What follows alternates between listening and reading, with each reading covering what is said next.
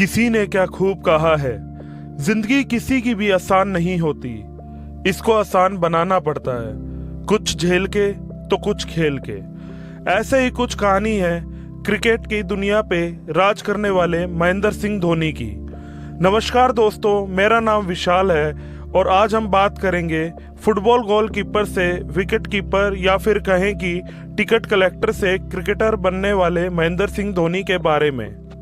धोनी ने एक बार कहा था, I never allow myself to be pressured, यानी मैं खुद को कभी भी किसी तरह के दबाव में आने नहीं देता। अपने शांत स्वभाव की वजह से धोनी ने बहुत कम समय में क्रिकेट में बड़ी सफलता हासिल की। 7 जुलाई 1981 में रांची झारखंड के राजपूत घराने में जन्मा महेंद्र सिंह धोनी, जिनकी एक बहन और एक भाई भी है। स्कूल टाइम में माही को क्रिकेट में कोई लगाव नहीं था, लेकिन सचिन तेंदुलकर की बैटिंग उनको बहुत पसंद थी। माही का रुझान फुटबॉल की तरफ था और उसमें वो हमेशा गोलकीपर बनते थे। बहुत कम उम्र में ही वो डिस्ट्रिक्ट फुटबॉल टीम में शामिल हो गए थे।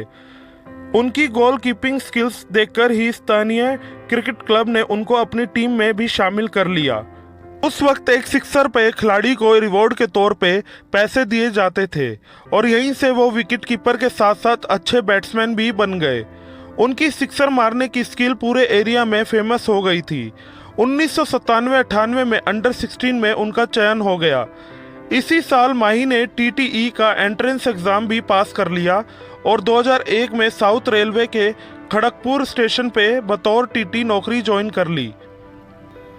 साथ ही माही क्रिकेट भी खेल रहे थे और 2001 में ही उनकी पहली मुलाकात सचिन तेंदुलकर से हुई, जब दिलीप ट्रॉफी के लिए मैच था और सचिन अपोजिट टीम में थे। उस समय धोनी खिलाड़ियों को पानी पिलाने का काम करते थे और उस वक्त सचिन ने खुद उनके पास आकर पूछा था, क्या मुझे भी पानी मिल सकता है? तब धोनी ने मुस्कुराते हुए सचिन को पानी दे दिया।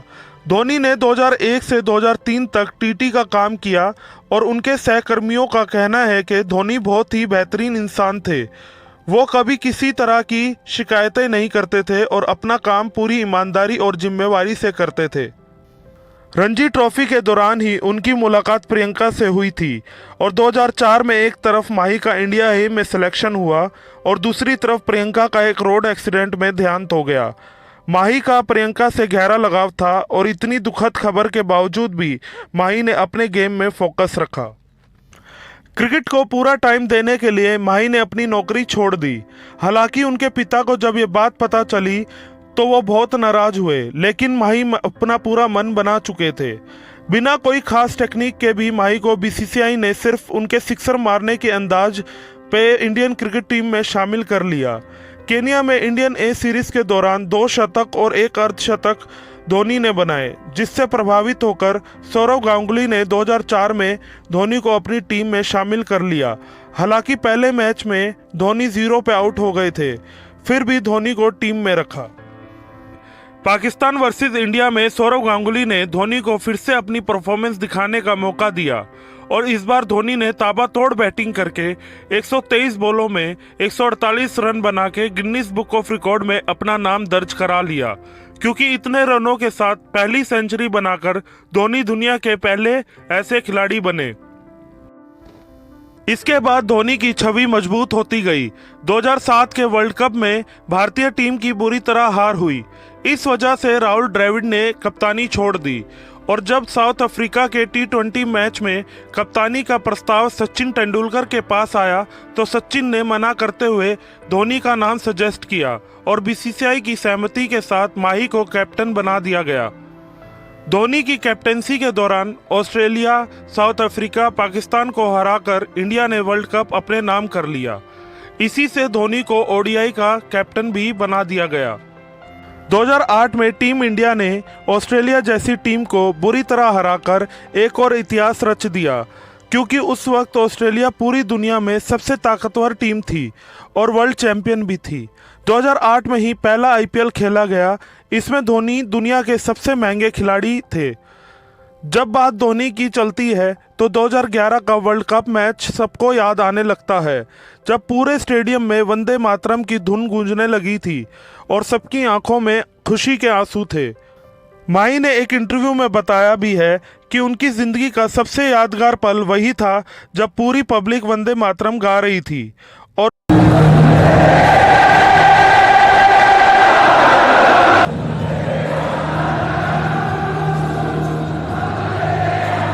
इस वर्ल्ड कप में भी धोनी युवराज की जगह खुद बैटिंग करने के लिए आए और जब उनसे पूछा गया कि उन्होंने ऐसा डिसीजन क्यों लिया तो उन्होंने बताया कि मुरलीधरन आईपीएल में उनके साथ ही एक ही टीम में खेल चुके हैं और इसी वजह से क्योंकि बॉलर मुरलीधरन थे और उनके सभी दांव पेच मुझे पता है, इसलिए मैंने बैटिंग करने का फैसला किया।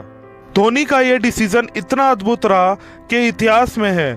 धोनी ने 78 बॉलों में 91 रन बनाकर जो आखिरी 6 लगाया, उसकी बॉल जिस सीट पे गिरी थी वानखेड़े स्टेडियम में आज भी वो सीट धोनी के सम्मान में रिजर्व रखी गई है। 2009 में टेस्ट मैच में भी धोनी के कप्तानी के दौरान भारत पहली रैंक पर आया और वो भी पूरे 1 साल तक पहली रैंक पे रहा।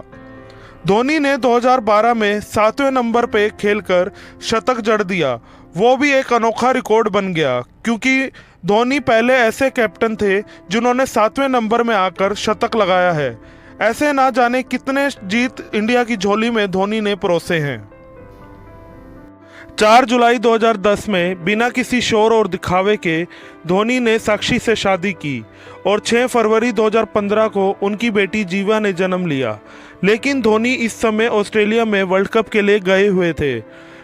धोनी ने 30 दिसंबर 2014 को टेस्ट मैच से संन्यास ले लिया। जनवरी 2017 को कैप्टेंसी भी छोड़ दी। 2019 में वर्ल्ड कप के लिए आखिरी मैच खेला और 2020 में पूरी तरह से इंटरनेशनल मैच में से संन्यास ले लिया।